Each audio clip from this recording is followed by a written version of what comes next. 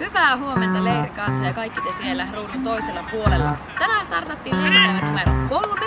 Me ollaan Sofiinin kanssa täällä Huuhkajapuiston kentällä katsomassa poikien kilpasarjaa. Täällä taistelee Manse PP vastaan Kama. Tänään on tarkoitus taputella loppuun kaikki alkusarjan pelit. Pelisarjan tytöt ja pojat ovat aloittaneet jo jatkolohkoja. Huomenna päästään kilpasarjan tyttöjen ja poikien kanssa jatkosarjan peleihin myös mukaan. Katsotaan mitä päivä tuo tullessaan, ei muuta kuin tervetuloa leiripäivään numero 3.